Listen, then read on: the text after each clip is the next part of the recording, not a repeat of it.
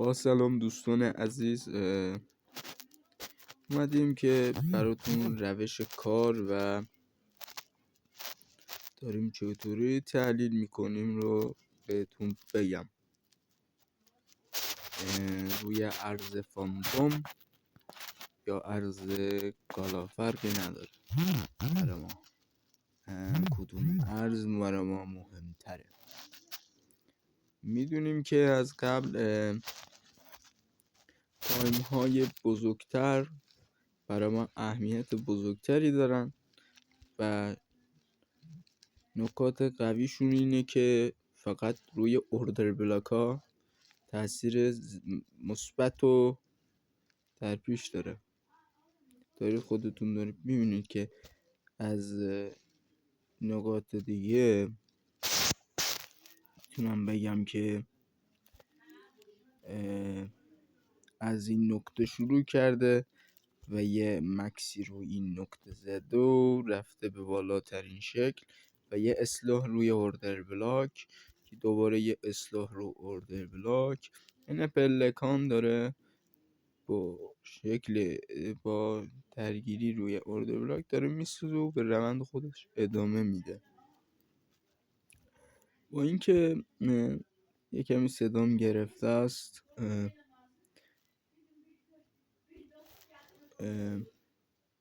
یا اگر چیز دیگه ای هست منو ببخشید. الان شما میگید کسایی که اینو میگن اندیکاتور به هیچ دردی نمیخوره، در حال خیلی اشتباه و بیجا میکنن. اینو میخوام بگم بهشون که نه پرایس اکشنی جز اندیکاتور کارکرد داره.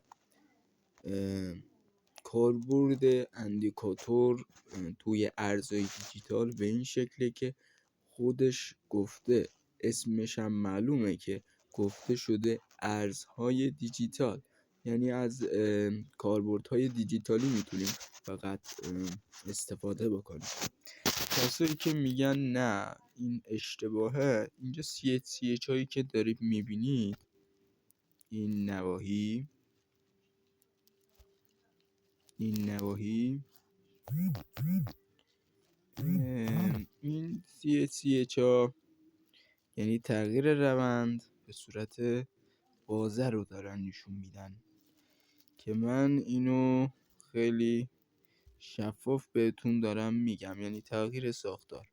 دوباره این تغییر ساختار ادامه روند صعودی رو تا 0.06000 خواهیم داشت تا این نکته، یا بین این نکته یا زیادتر هم خواهد رفت، نمیشه پیش بود.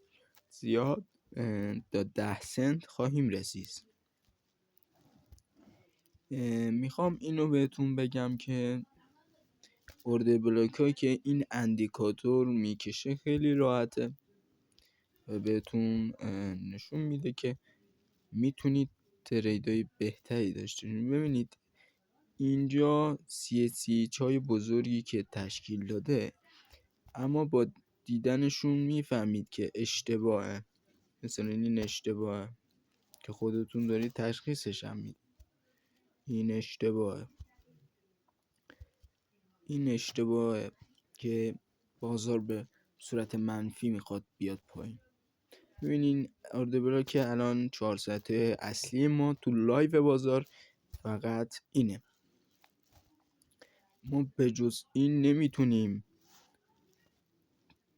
هیچ تریدی انجام بدیم. این برای ما مهم نیست.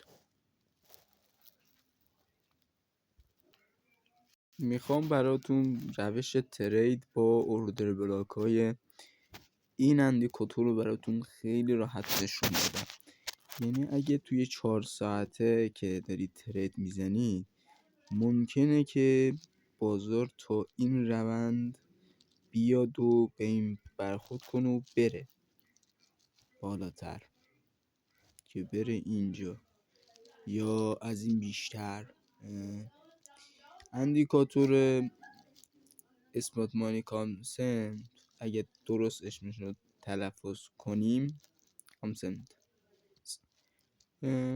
یه بخشایی که داره اینجا، اینا رو میتونید کپی برداری کنید. به فیلترهای دیگه ای لازم نیست، لازم هم نیست که بگم کارهای زیادی رو انجام میدیم. ببینید این فری و هری و گپاشو باز کنید یا اوتشو اینم باز کنید اشکالی نداره. یعنی اینا رو لازم نیست. اینا رو هم میتونید، این بزرگی افیجی رو داره نشون میده که من روی 6 میذارم بسه. بقیهش رو که دارید خیلی راحت میبینید، به خاطر همین اسکرین شات میتونید بگیرید یا ویدیو رو متوقف کنید که تنظیمات رو به صورت گسترده. الان یه توضیح کوچیک که دارم میخوام بدم بهتون. الان اندیکاتور سمافوره. اندیکاتور سمافور با نقاط سبز که دارید خودتون مشاهده میکنید. میخوام اینو بگم که سمافور با تشکیل دهنده چندین نقاط سبز و قرمز و نارنجی ها شدت روند رو دارن نشون میدن که پمپ مثلا دامپ شدید اینجا دیدیم که ببینید الان وقتی که الان چطوری سیگنال تغییر روند رو بفهمیم. فقط ممکنه که شما اینجوری بفهمید مثلا اینجا من نمیدونم الان این قرمزی که داده میخواد صعودی بشه یا نزولی. میری پشتش اینجا میبینی که این نقطه قرمز یعنی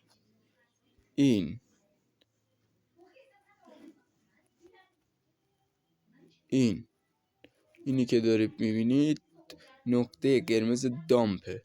شدت یه کمی رفته بالا اومده پایین، خلاصه دامپ کرده. این اسلو هم زده، ببینید این لیکویدیتی هم زده. یعنی اینجا یه چه اشتباه که داده. این تو ساعت‌های 4 ساعته است که تایم‌های بزرگتر برای ما خیلی روند خوبی دارن میدن. ببینید این روند بزرگ رو میتونستید بگیرید. من از اینجا مثلا گرفتم رفتم کمی بالاتر. قبلا لازمم نیست که الان پوزیشن رو نشونتون بدم. نقاطی مثلا اینجا مثلا نارنجی و سبز که با هم ترکیب میشن که میخوان تغییر روند ایجاد کنن که نمیتونن، شدتشون کمه.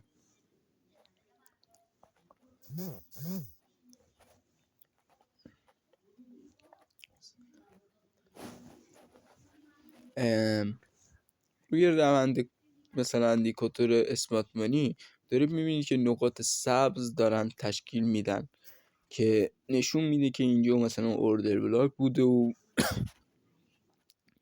مثلا اینجا این دوره برای اوردر بلاک بوده و اینا هم همشون اوردراک بودن که رد شدیم ازشون که حفظ شدن این اوردر. ببینید اینجا تغییر روند. الان میاد میگید چطوری معامله باز کنیم یا چطوری ترید رو انجام بدیم روی این چیزهایی که دارید میگید مثلا اوردر بلاک. شنیدیم که توی ویدیوهای دوستان میگن ما با اوردر بلاک کار میکنیم، روندمون اوردر بلاک و این چیزا.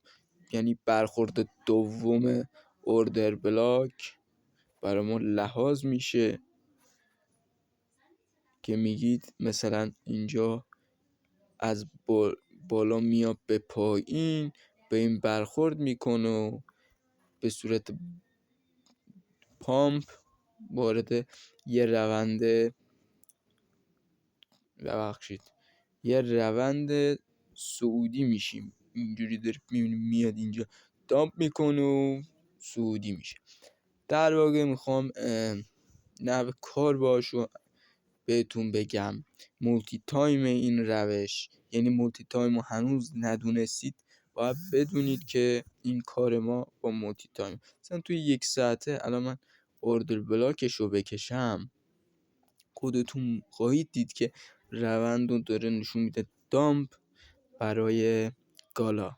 که من اینجا اگه بخوام اینجا یه نشونه ای بذارم برای این اوردر بلاک، خودتون خواهید دید که بازار قصد داره که به این اوردر بلاک نفوذ کنه یا اوردر بلاک جدیدی بسازه. یعنی بعد ورودش میتونه اینجا یه اوردر بلاک بسازه روی این که از این نقطه اینجوری به صورت زیگزاگوار وارد بشه، یه اوردر بلاک بسازه، بیا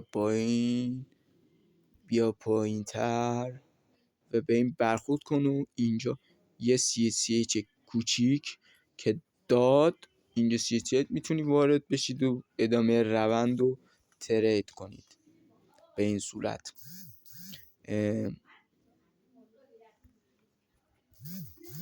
این صورت میشه گفت که شما نمیشه گفت که فقط با یه اوردر بلاک کار داریم. ببینیم توی 1 ساعت، تایم 1 ساعته داره دامپ قیمت رو داره نشون میده. اوردر بلاک های اصلی ما فقط این نیستن، این نیست، بالای اینم هست. یعنی اوردر بلاک اصلی ما این اوردر بلاک ها خیلی معتبر. الان سوینگ لویی که داره اینجا میبینید به صورت قرمزوار به سوینگ های خورده. این هم که سوینگ لو پایینی، ببینید سوینگ لو، سوینگ های. توی مولتی تایم میشه که اینا رو دید. یعنی الان روندی که این ارز داره به صورت نزوله که اصلاح قیمت رو داره، برخلاف روند اصلی داره ترید میشه که بازارگردانا یا تریدرها میخوان بیاننش تا این قسمت ها یا وارد این قسمت کنن، بعدش ورود که کردن وارد پوزیشن جدیده بشن که تا به صورت تارگت وار یا میذارید پشت این یا پشت این نقطه، که به نظرم پشت این نقطه یه پوزیشن مثلا باز کنی، اگه من یه پوزیشنی روی این ارز باز کنم از این نقطه که ورود مثلا کرده، میتونم تا این نقطه دوباره 35% یه ترید موفقیت آمیز داشته باشم که 35% زیاده، یعنی روزای زیادی رو پیش رو داره. اما الان میخوام اینو بگم که اینجا مثلا نقطه قرمز و سبز رو داره میبینیم، قاطعاً این یه قدرتی فعلا داره که دامپ بشه به پایین ارز گالا. من میخوام بگم که مثلا اگه میخوان اسکلپ کار کنین، یعنی روند کوچیک زود پوزیشن قطع بشه، میتونی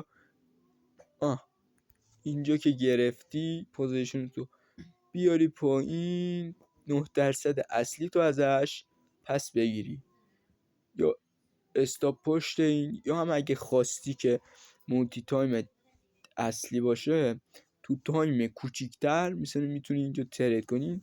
دوره، ببینید اینجا قرمز و نارنجی داری، خودتون هم میبینید که قرمز و نارنجی داره نشون میده این ارز. اینجا میبینید که فقط اومده پایین رفته بالا، اومده اینجا برخورد میکنه و میره یه کمی بالاتر که یه اوردر بلاک خلاف جهت، یعنی گفتیم دیگه تو تایم 1 ساعته میخواد دامپ بشه. یکی از این اوردر بلاک ها میخواد اینجا بسازه و اگه ساخت میتونیم وارد کنیم پشتش، ورود بشیم تا این ناحیه تمام. به این حالت میشه گفت که ترید خیلی منحصر به فردیه. تایم 4 ساعت 15 دقیقه مولتی تایم خیلی راحت میشه مولتی تایم باش کار کرد. نمیشه گفت که ترید راحت نیست. هر کسی که میگه ترید راحته اشتباه هم میکنه، راحت هم هست. در واقع دو جور میتونه این حرف رو بگه که میتونه هم سخت هم متوسط هم ساده باشه برای افرادی که درک زیادی توی مولتی تایم ها دارن. میشه این کارو کرد. گفتیم پوزیشنی که گرفتیم دوباره اون پوزیشن رو بندازم روز شورتی که گفتم از اینجا گفتیم دیگه. این CHCH خلاف روند بود تا اینجا گفتیم فکر کنم. هر چند بزرگ و کوچیکم باشه برای من فرقی نداره. الان تو تایم 5 دقیقه میبینیم که داری خودتون میبینی اورد بلاک اینجاست. اورد بلاک در واقع اینجا رو داره نشون میده. ببینید اینجا رو داره نشون میده. شما میتونی ورود به این اورد بلاک کنید و برگردید به پوزیشنتون که من میتونم اینجا فعلا ورود نکنم و منتظر این بمونم که وارد این اوردر بلاک بشه. یعنی بازو بیا برگرد اینجوری یه چرت پرتی بزنه و بره بالا. اینجا که خورد بیاد پایین تر به روند اصلی که توی دامپ داشته بخواب برسه. فهمیدید دیگه الان چی میگم؟ اگه مثلا اینجا میبینید یا نارنجی داده در خلاف جهت نارنجی بعدی میتونیم ورود کنیم یا اورد بلاک بعدی که داره میسازه. یعنی ممکنه اینجا اون وسطا اورد بلاک بسازه. تو تایم 1 دقیقه اینجا رو که من خط زدم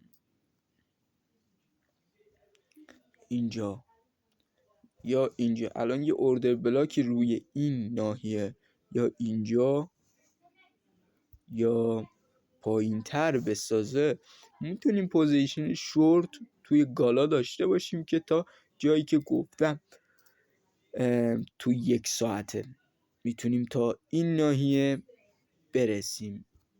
این ناحیه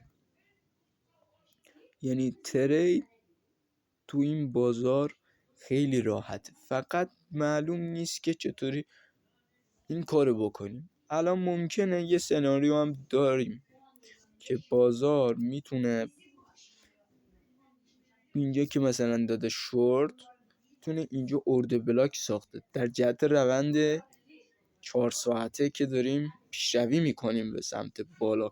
ممکنه که نگرده به این اورد بلاک و بره دوباره پامپ بشه بالاتر که من بعید میدونم فعلا. میتونیم اورد بلاک های جدیدی که داریم رو ببینیم. مثلا اینجا اورد ساخته شده، میبینید اینجا CHCH داریم. میتونیم روی این ناحیه لانگ بگیریم تا اون ناحیه توی لایو بازار فعلا تایم های کوچک اسکلپ کنیم، دوباره بریم روی این ناحیه 6 واحد به سمت بالا. یه اسکلپ خیلی محکم خیلی هم عالی کردیم. ورود موثری بود. الان توی 1 ساعته میگید چطوری میشه که من این اسکلپ رو بکنم؟ اینجا اورد بلاک نزول رو داریم توی 1 ساعته میریم تو تایم دقیقه میتونیم تو اون ناحیه مثلا یا اورد بلاک قرمزی بود پوزیشن بگیریم تا جایی که خط ورودمون اینجا باشه، اسکلپ اینجا باشه، روندیه. به این صورت میشه که من اینو بگم که میتونیم نزول کنیم چون داریم تو تایم 15 دقیقه قرمز و نارنجی کاتی رو میبینیم که ممکنه که بعد یه اورد بلاکی که ساخت ورود کنیم هم نمیشه ورود کرد، چون داریم تغییر روند رو داریم مشاهده میکنیم که خودتون هم الان تغییر روند رو دارید میبینید که داره به صعود تبدیل میشه. که من ممکنه که اگر اینجا قرمزی نباشه میتونیم دامپ کنیم. من الان دیگه قطعش میکنم به صورت واضح بار